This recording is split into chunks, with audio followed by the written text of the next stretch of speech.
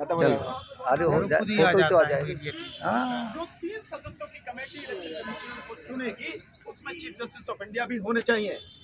भारत सरकार ने या यूं कहूं कि मोदी जी ने पहले तो ऑर्डिनेंस लाके इतनी जल्दबाजी में कि कहीं कुछ ही लागू ना हो जाए, ऑर्डिनेंस लाके चीफ जस्टिस को अलग कर दिया। साथ में उस ऑर्डिनेंस को जैसे ही पार्लियामेंट का सेशन शुरू किया, बिल लाके कानून बना दिया और उसमें चीफ जस्टिस की जगह मोदी जी द्वारा चुना गया एक कैबिनेट मंत्री होगा। तो एक मोदी जी हो गए, एक कैबिनेट मंत्री हो गया और एक अपोजिशन के लीडर हो गए। सो सर कौन बनेगा इलेक्शन कमिश्नर? जिसको मोदी जी चाहेंगे। सो इलेक्शन कमिश्नर आपकी मर्जी से चुना जा रहा है। उनको भी ले लो उसमें। जो मशीनें हैं आपकी पार्टी के लोग उसमें जो कंट्रोल कर रहे हैं, तो इलेक्शन कहां से होगा?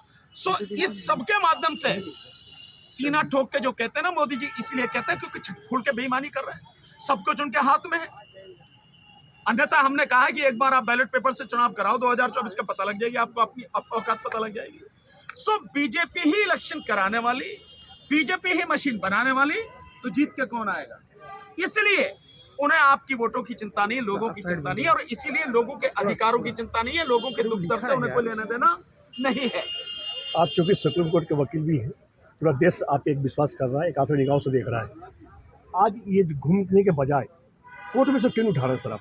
कोर्ट में कई बार उठाया है। कोर्ट में अब से इस समय 3 पिटीशन बहुत महत्वपूर्ण पड़ी हुई है, लेकिन उससे पहले की जितनी पिटीशन है वो सारी की सारी सुप्रीम कोर्ट ने डिसमिस की। मुझे नहीं समझ में आता कि क्यों डिसमिस की, पर उन्होंने डिसमिस की है। और अभी भी जो 3 पिटीशन पड़ी हैं वो भी डिसाइड नहीं हो रही। 2 में आर्गुमेंट हो चुके हैं, तीसरे में कल आर्गुमेंट था और सोमवार की डेट लगी है। तो मान लीजिए कि उसमें भी कहीं इंटरफेयर भारत सरकार मैं तो ये समझता हूँ कहीं ना कहीं कोई ना कोई बात तो है। अन्यथा एडीआर की पिटीशन जो इस समय पड़ी है, जिस पर सुनवाई पूरी हो चुकी है, अब तक की सबसे बेहतरीन पिटीशन है। सुप्रीम कोर्ट को डिसाइड करना चाहिए था, और सुप्रीम कोर्ट को तो यूं ही डिसाइड कर देना चाहिए था। मैं तो सबसे सवाल पूछता हूं कि इस देश की सुप्रीम कोर्ट के तमाम जजेस बताएं, जितने भी हाई कोर्ट है उनके तमाम जजेस बताएं, डिस्ट्रिक्ट कोर्ट के तमाम जजेस बताएं, तमाम आईएएस ऑफिसर्स बताएं, आईपीएस ऑफिसर्स बताएं, डॉक्टर्स बताएं, प्रोफेसर्स बताएं, इंजीनियर्स एक्सेप्ट सॉफ्टवेयर इंजीनियर जिन्होंने पीएचडी कर रखी है वो बताएं, पढ़े लिखे जितने भी लोग हैं बताएं कि ईवीएम की तकनीक क्या है, वो कैसे काम करती है, कोई जानता है? एक व्यक्ति नहीं है, जितने मैं बता रहा हूं, एक व्यक्ति नहीं है जो ये बताता हो, ये जानता हो कि ईवीएम की तकनीक क्या है, वो कैसे काम करती है। सो जब पढ़े लिखे लोग नहीं जानते और देश में आधी आबादी अनपढ़ लोगों की है, वो कैसे जानेंगे? और इलेक्शन कमीशन की जिम्मेदारी है अनुच्छेद 324 के तहत संविधान के कि वो इंडिपेंडेंट रहकर इलेक्शन करवाए, और उसका काम केवल एक ही है, free fair and transparent election, यानी स्वतंत्र, निष्पक्ष और पारदर्शी चुनाव कराए। इसी के लिए उसको इतनी ताकत दी गई है कि उसे कोई हटा नहीं सकता। हटाने की प्रक्रिया भी सुप्रीम कोर्ट के जज को हटाने की प्रक्रिया है, यानी इंपीचमेंट महाभियोग, और महाभियोग देश में अभी तक किसी पर नहीं हुआ। साथ में वो किसी भी तरह से किसी सरकार के दबाव में ना आए, सरकार का फेवर ना करे। नौकरी के बाद यानी इलेक्शन कमिश्नर रहने के बाद उसे किसी भी जगह अपॉइंटमेंट नहीं दिया जाएगा। जैसे माने सुप्रीम कोर्ट, हाई कोर्ट के जजेस हैं, उन्हें कहीं का गवर्नर बना दिया जाता है, किसी कमीशन का चेयरमैन बना दिया जाता है, कि मेंबर बना दिया जाता है। इलेक्शन कमिश्नर के लिए ये भी बंद कर दिया गया है ताकि वो पूरी तरह से निष्पक्ष रहे, इंडिपेंडेंट होकर काम करे। लेकिन आज की तारीख में जो इलेक्शन कमीशन है वो मानसिक रूप से गुलाम है, और भारत सरकार या यूं कहो कि मोदी जी की गुलामी कर रहा है, जिसकी वजह से इंडिपेंडेंट इलेक्शन हो ही नहीं सकते। इसीलिए ईवीएम को हटाने के लिए संघर्ष हमारा जारी है। सर आपने अभी एक आशंका जताई आपने कोर्ट के ऊपर, जिसपे पूरे देश को विश्वास है, अगर वहाँ भी अविश्वास की स्थिति पैदा होती है तो सर ये ज्ञापन, प्रदर्शन, धरना, इसी की आवश्यकता है? देखिए, आज की तारीख में जब स्थिति ऐसी हो जाए कि कोई भी संवैधानिक संस्था अपना काम न करके सरकार की गुलामी करने लगे, कोई भी अदालत न्याय देने की हिम्मत नहीं कर पाए, उस समय केवल एक ही रास्ता बचता है, और वो है जन आंदोलन। इसके अलावा दूसरा कोई रास्ता नहीं है। और इस जन आंदोलन के लिए केवल और केवल इस देश के पास, मैं किसी जाति धर्म की बात नहीं कर रहा हूं, किसी व्यक्तिगत या विशेष विचारधारा की बात नहीं कर रहा, मैं पूरे देश की बात कर रहा हूं। इस देश के 140 करोड़ लोगों के संवैधानिक, मौलिक और उनके मानव अधिकारों की बात कर रहा हूं, और इस देश के 100 करोड़ मतदाताओं के अधिकारों की बात कर रहा हूं। मैं उनकी बात कर रहा हूं। अगर ये 3 महीने इस देश के लोग नहीं लड़े तो देश में कुछ बचना नहीं है। जिस लोकतंत्र को आज आप देख रहे हैं और आप हम सब लोग बैठे या मीटिंग कर रहे हैं, बात कर रहे हैं, आप पत्रकार, आपकी गर्दन पे भी तो छुरी लटकी हुई है। आने वाला नहीं है अभी वो जो कानून आने वाला कि सोशल मीडिया वाले हिल भी नहीं सकेंगे। अगर आप व्हाट्सएप पे भी एक मैसेज भी भेजोगे तो उसकी भी मॉनिटरिंग होगी। ये सारी चीजें आने वाली है सारी। तो जब स्थिति ये आ जाए तो जन आंदोलन ही एक रास्ता है, दूसरा कोई रास्ता नहीं है। और 3 महीने अगर लोग, देश के लोग ईमानदारी से लड़ लिए तो लोकतंत्र बच जाएगा, संविधान बच जाएगा।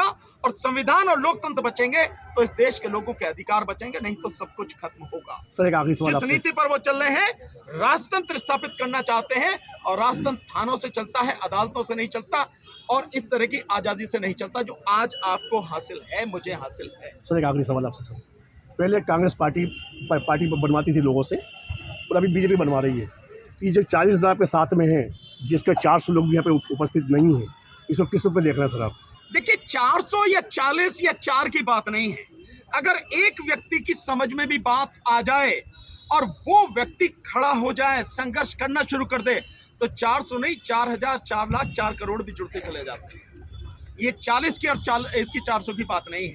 मैं जानता हूं आप कह रहे हैं जो 40 की बात, बेशक 40 संगठनों के लोग हैं, लेकिन 40 संगठनों की क्रीम है। और मुझे विश्वास है कि आज के बाद, इस पल के बाद, ये 40 संगठनों के लोग जितने यहाँ मौजूद हैं, यही 4 लाख करने में, 4 करोड़ करने में, इस पूरे मध्य प्रदेश को उबाल लाने में, आंदोलन के लिए लोगों को खड़ा करने में किसी किस्म की दिक्कत नहीं होगी। इन सबको आप देखना। भानु जी, बस एक छोटा सवाल मेरा आपसे। अभी भी रह गया। हाँ, एक छोटा सवाल। आपने जितनी बातें कही, जितनी आप संघर्ष जताई, जितने आप प्रयास कर रहे हैं और पूरे देश में एक अलग जगह रहे हैं आप, सर इसका परिणाम क्या आएगा सर? इसका परिणाम ईवीएम हटेगी और 2024 का चुनाव ईवीएम से नहीं होगा, केवल और केवल बैलेट पेपर से होगा। आप सब अपनी आंखों से देखें।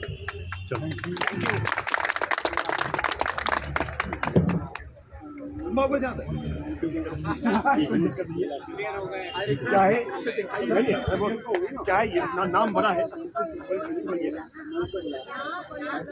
देखिए, इस देश की आखिरी उम्मीद आप, अगर आप नहीं होते ना, इसीलिए तो हम आपके साथ हैं।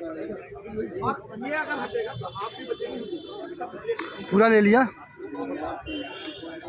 इनको भी ले लूँ, नेताजी को।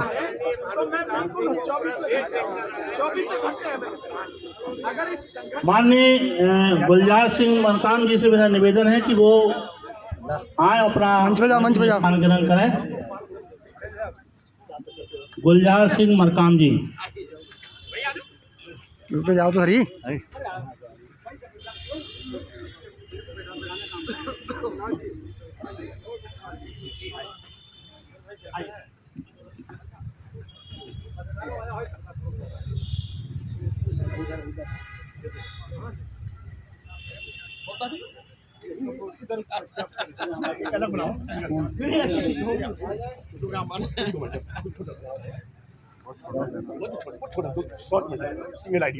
राष्ट्रीय जनता दल के प्रदेश अध्यक्ष माननीय मोनू यादव जी से मेरा निवेदन है कि